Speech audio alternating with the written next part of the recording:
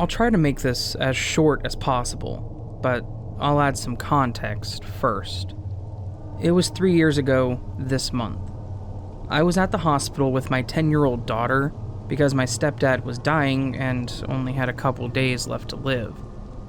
I'd been there all day, and at around 10:40 p.m., my mom said, "Son, it's almost 11. Go home, get some sleep, and I'll see you in the morning." I said okay, told everyone goodbye, and headed for the parking garage. As I pulled out of the parking lot and grabbed my phone to call my wife to let her know that I was leaving, I noticed it was exactly 11 p.m. The hospital was about 58 miles away and is almost exactly an hour from my house. The 2-lane highway I took, I've been down a million times my whole life. I live in southern Illinois, and it's the fastest way to get to Kentucky, where the hospital is. The first half of the drive is fairly flat. Then it's consistent hills once you get to the Shawnee National Forest. It's extremely rural, with no streetlights, stop signs, or traffic lights the whole way, except one highway you drive over with the streetlight on the east side of the road, which is almost halfway to my house from the hospital. Anyway, me and my daughter were just driving over the Ohio River when I realized I needed to pee. With no gas stations or businesses until I get home, approximately 55 miles away, I decided that worst case scenario, I hold it in until the halfway point with the streetlights, pull off the road, and go. About 10 minutes into the trip, when I'm driving through a very straight section of highway with cornfields on both sides, a really dense fog comes out of the east cornfield and completely covers everything. It was hard to see any further than 30 feet in front of me, but I couldn't see anything on the sides of me. It was like driving through a tunnel. You can't see anything except forward. Because it was deer season, I wanted to be cautious, so I had my daughter sitting up and looking for deer from her side of the road just in case. After another 20 minutes or so, this really strong feeling came over me. It was pure confusion and panic. I felt lost. I realized that I should have been to the streetlights by now, but I hadn't even made it to the hilly part of the road yet. So I asked my daughter if she's seen any lights on the side of the road. No. Have you seen any other cars? No, I haven't seen any other houses either. I told her that we just couldn't see them because of the fog and kept driving. I didn't want her to be freaked out like me. Then, I realized we're at least 45 minutes into this trip. We haven't seen any cars, lights, and the road has been straight the entire time. So, we must be lost. I pick up the phone to call my fiancé when the fog suddenly breaks, and my confusion goes through the roof when I realize we are just outside a small town, about 10 to 15 minutes from my house. While the town is on the way home, we never went up a single hill or around a curve. One curve on the way is almost 90 degrees, and the speed limit around it is 45 miles per hour, so there's no way to miss it. I spent the last 10 minutes driving home trying to rationalize what just happened. The scariest explanation I had come to was I fell asleep and somehow managed to drive 45 miles up and down steep hills and around sharp curves with my daughter in the car right next to me. As bad as that made me feel, it gave me some kind of relief because it gave me an explanation of what just happened. That all changed once I got home. I parked the car, got the kiddo and her stuff, and was walking in the door to tell my wife sorry it took so long. Except when we walked in, she had a shocked look on her face and said, "How did you get here so fast?" Thinking she was being a smartass, I said, "Sorry, it was a weird drive. There was a really bad fog and I couldn't see anything most of the way, and that's why it took so long." She said, "What do you mean it took so long? I just talked to you on the phone 20 minutes ago when you called and said you were leaving." Me, that was over an hour ago. I called you at 11 o'clock. And then she said, "Babe, I know, but it's 11:20. I looked up at the clock and it was 11:20. I checked my phone, 11:20. I went to the kitchen and checked the stove, 11:20. I checked my phone again, and I did in fact call her at 11. I was freaked out, so I pulled her outside and quietly explained to her what happened, so my daughter wouldn't hear anything, and her become as freaked out as we were. We couldn't come up with any explanation, so we go to sleep, because I had to be back at the hospital as early as possible. We never spoke about it again. We just kind of forgot about it overnight. I didn't even remember it happening until the next day. Then, just about a week ago, all that changed. I was telling my wife about a comment I read on here about a girl and her parents road tripping, coming up on some dense fog, and they were lost. They stopped at a gas station that they'd never seen before, but some weird guy there just kept telling them to leave. Something about the story seemed really familiar to me. And then, out of nowhere, my daughter says, "Dad, that reminds me of the creepy fog we drove through when Papa was in the hospital." I asked her what fog, and she was telling me in detail what happened and how she was scared because of how freaked out I looked. It all just came to me. I remembered everything, which really freaked me out that I had forgotten what happened, and then it all just came back to me at once. We talked about it, and we both remembered it the same way. The only exception being was she told me the look on my face scared her because she knew something was wrong when I thought I had played it tough, the fearless dad role to a T. I know it happened 3 years ago, but since I forgot about it, somehow I've only had a week to analyze it. The only thing I have ruled out was the time changing. Where I live and where the hospital is are both in the same time zone. My stepdad died in October and time didn't change until November. I honestly have no explanation for what happened, but I've thought about it every day since I remembered it a week ago.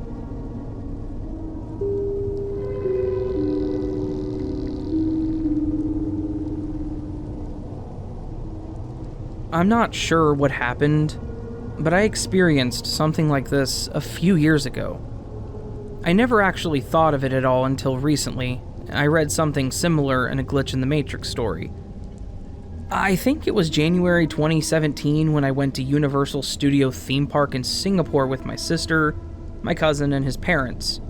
And there were many of those press a penny machines around the theme park, where you put in $2 in it and the machine will get you a random, small little pressed penny.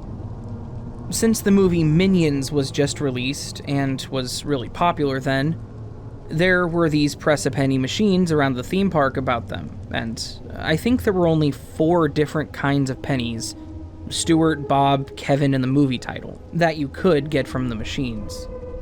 So I decided to put in some money for a little souvenir.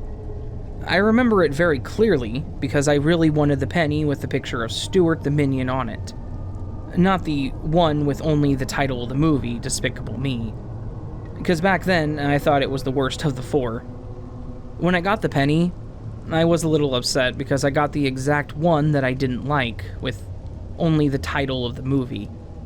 My sister and I were watching the machine making the pennies, so she saw and remembered which one I got, but I thought, oh well, I'm not spending any more money on it, this one's fine. Later in the day, my cousin decided that he also wanted to get one, so he looked for another machine.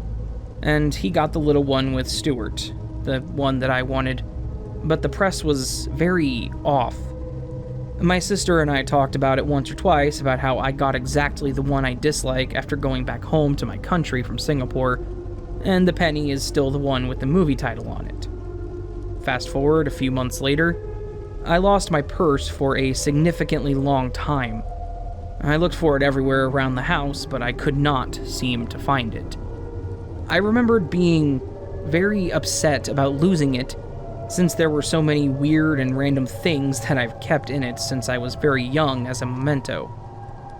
I remembered asking my sister and mom to help me look for my purse from time to time since it disappeared. I didn't find the purse until about a year later, when I gave up searching for it. I found it right under my bed, which I had definitely searched for the purse before so many times. I didn't really think about it because I was so happy about finding it. A few days after finding the purse, I decided to move all the stuff in there to my purse that I used then, and I saw that penny again. I remember staring at that coin for a particularly long time until I realized what happened. To my surprise, the penny had changed. The penny was now the one with Kevin, the tall minion, on it. It freaked me out. I talked to my sister about it as well, and she was confused because she clearly remembered that the one I got was the one with the movie title. I don't remember switching the pennies with anyone, even my cousin, because the one he got was the one with Stuart, not Kevin. And his was skewed and mine's not. Also, we rarely see each other, and when we do, I don't remember ever bringing my purse since it disappeared for a very long time. When I asked him about it, he doesn't remember which one we got then, but my sister does, and she remembers exactly what happened, which penny we got then and where we found my purse, etc. If I imagined it, my sister couldn't possibly recall which one I got. I was freaked out for a long time since that happened. Could something possibly have happened to the penny while it disappeared?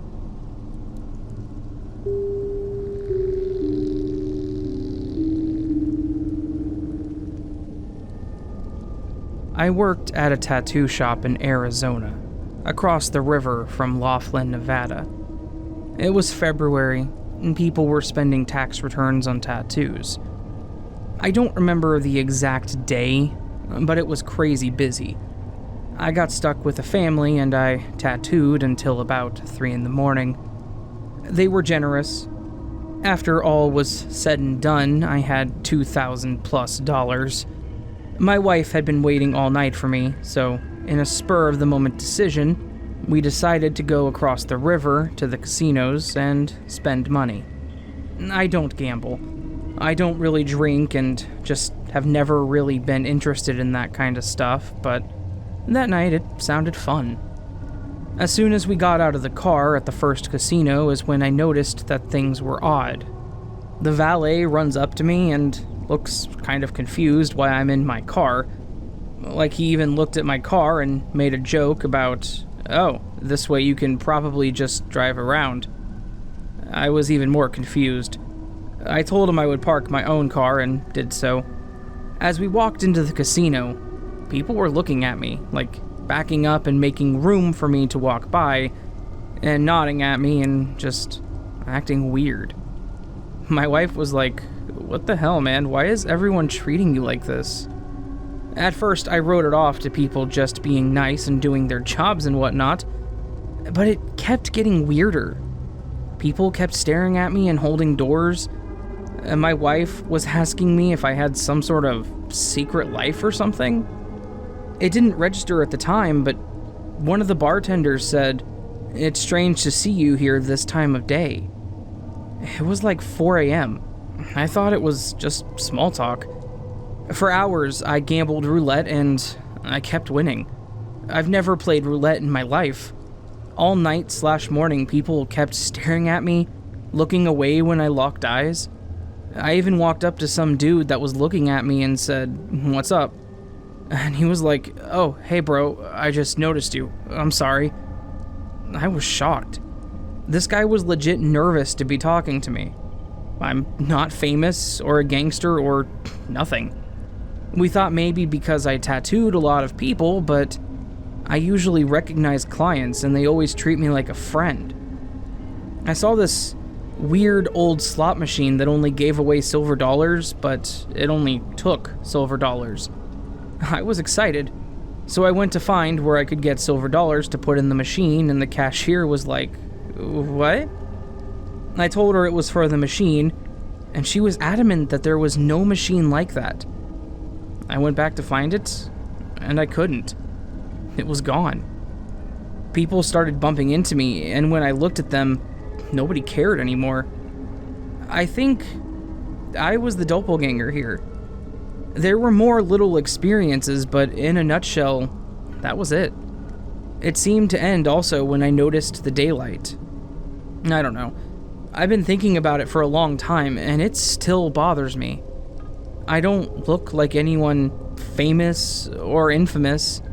I actually have a piercing through the bridge of my nose that makes me fairly unique, and I would be hard to get confused with somebody else. Is this considered a glitch? Like I said, there's some more to it. I'm not sure if I'm in the right place, but I'll answer any questions I can, so thank you for your time.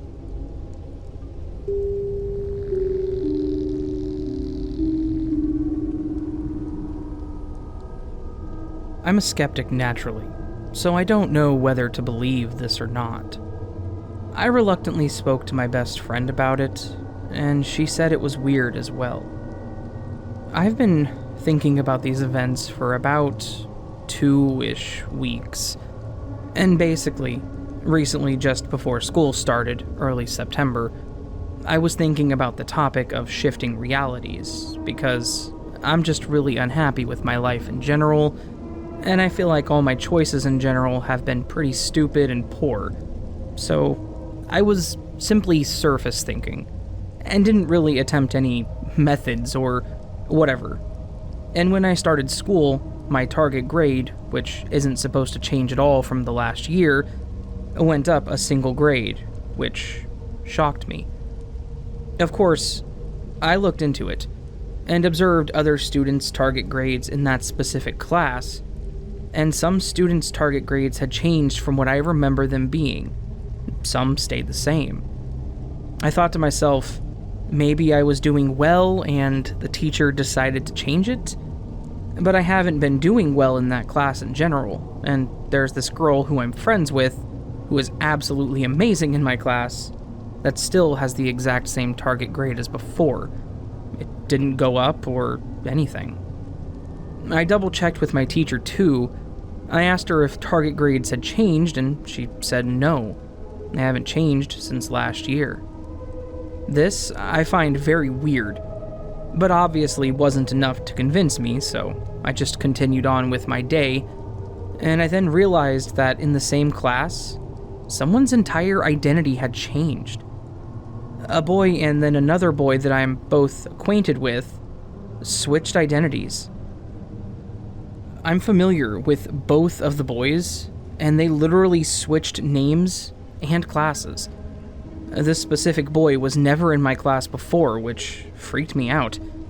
The other boy also appears to be missing, or at least I haven't seen him from ever since school started. I also noticed some other weird stuff, like a cat's missing poster money reward going from 300 pounds down to 100 pounds, then back up to 300 pounds. This happened whenever I would pass it in the streets, but maybe I'm just being delusional, I'm not sure. There was also one more thing. I've always suffered from insomnia, and always would go to sleep at such late times, like around 2 to 3 in the morning, maybe even later than that. And then randomly, there was a period of time where I would naturally fall asleep at such early times, like around 7 to 8 p.m., which weirded me the heck out because I've never been able to do that.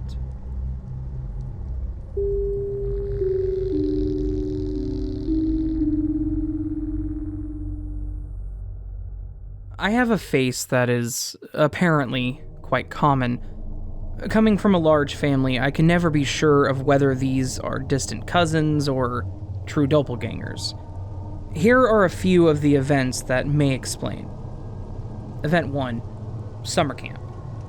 I attended summer science camp while in high school. In the next building over, they were holding a band camp.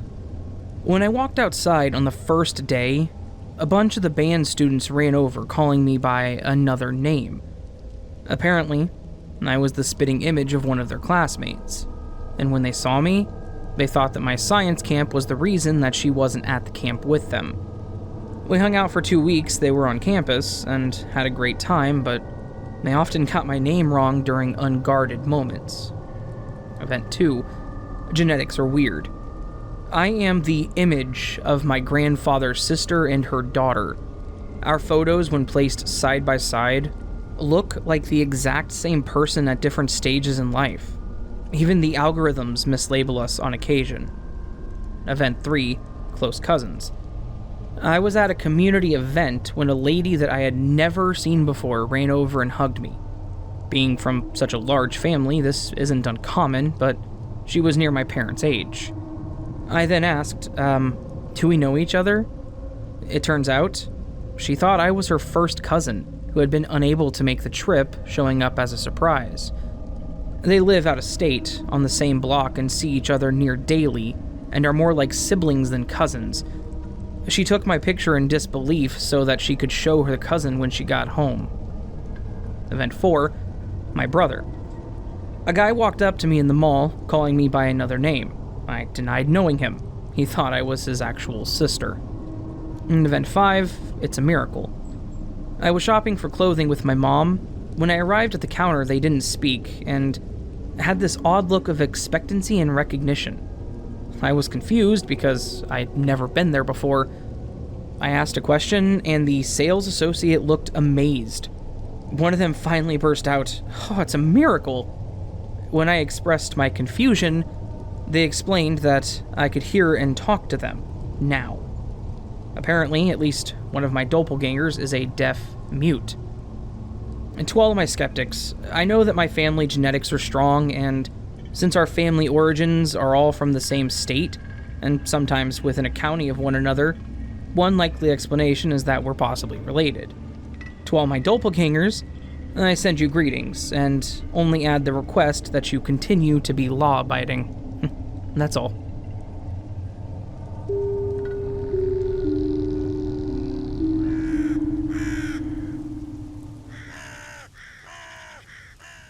Hello, my lovely listeners. I hope you enjoyed this collection of Glitch in the Matrix stories. This is the 11th volume of a countless number of videos with this topic I will probably be making because a lot of you really enjoy them. So, if you enjoyed this collection and you want more content like this, leave me a comment saying, "Hey Raven, when's the next Glitch in the Matrix video?" I hope somebody listens to the end and does this, because that's going to be annoying, and I love it so much. Anyway. Alright guys, if you enjoyed this and would like more content like this, please do consider subscribing to the channel, which makes you part of the Nevermore. You can do so by subscribing to the channel, I just said that, and also hitting the bell icon next to it. You can also follow me on all social medias, my website, or support the channel through Patreon or Ko-fi. All of this appreciated, all of it optional, and I just want to let you guys know, all patrons get early access to videos. So they'll know whenever the next Glitch in the Matrix video is before you do, unless you're a patron. Just saying. Alright guys, I love you. Have a fantastic weekend. I'll see you tomorrow because I post too much. And yeah, that's all. Sleep well.